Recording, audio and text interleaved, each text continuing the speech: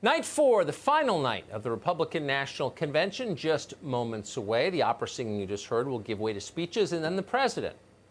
We'll be carrying all of it here on Fox, so stay tuned. So riots across the country for the last 3 months raise the question, why do we have police? Well, we hire cops to clean up the messes the rest of us create. When people don't get married before they have kids and their fatherless sons turn violent, or when big business offshores blue-collar jobs and entire communities collapse, it is the police who deal with the consequences. Not all cops are good at their jobs, obviously. But in the end, the big problems are not their fault. Most of them are just working-class guys doing their best. Unfortunately for them, working-class guys are Donald Trump's base, and the Democratic Party hates them for that, particularly in an election year. So to neutralize them, the left has constructed an absurd, a baseless but elaborate lie designed to convince you that the police are the real problem in this country. Amazingly, an awful lot of people have fallen for it. That's why there are no cops around anymore. The result of that? Chaos. Dozens dead.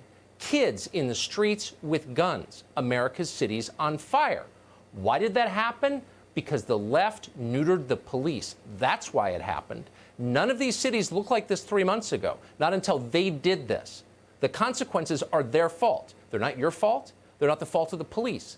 They're the fault of the academic left that made this possible across the country. Kenosha, Wisconsin is the latest place it's happened. Here's some of what happened in that city this week.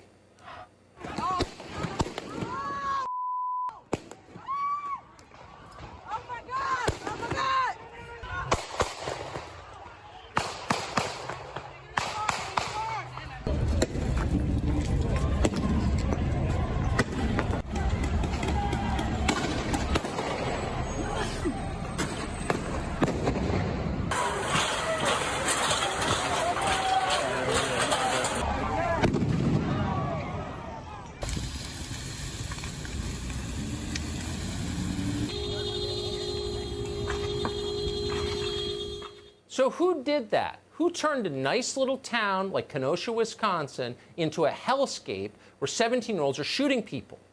You didn't do that. The cops didn't do that. The left did that. They destroyed that city. They abetted the violence you saw the other night. Period. They made the cops go away, and when the cops left, lunacy filled the void. Period. They're denying that now, but they're lying, as usual. The media didn't even want to cover it. Mostly they didn't. So the job of covering the riots fell to people like Julio Rosas. He's a senior writer at TownHall. He was there. He joins us for an update on what's happened in Kenosha. Julio, thanks so much for coming on. So what's the state of the city tonight? So I flew out of Kenosha this morning, and last night was largely peaceful. There were still gatherings past curfew, and but it was, they had a march. They marched throughout the street, but I didn't see any confrontations between officers or protesters or even armed civilians, as unfortunately we saw Tuesday night. And so I think that was the result of Trump sending in more reinforcements, and because people seemingly are more scared after the multiple shootings that happened on Tuesday. So from our perspective, and in talking to others who were there, it looks like, predictably, violence filled the void left by legitimate law enforcement. There was no one around to keep order, so, of course, violence exploded. Was that your impression being there? Absolutely. I mean, this could have been stopped on Monday night because the rioting broke out on Sunday, and instead of asking for the reinforcements necessary, the police were mostly kept to protect the county courthouse and the precinct, and so that left the rest of the downtown area at the mercy of rioters, and multiple buildings were burned. A lot of property was damaged. They particularly were like to target parking lots filled with cars, and so and then we saw that again a little bit on Tuesday night, and we saw, and I was only a few feet away from the site of the second shooting, and it was just chaos. It was absolute anarchy, and so I mean, this is really the result of poor leadership at both the local and the state level. Of course it is. It looks scary as hell from the pictures, was it?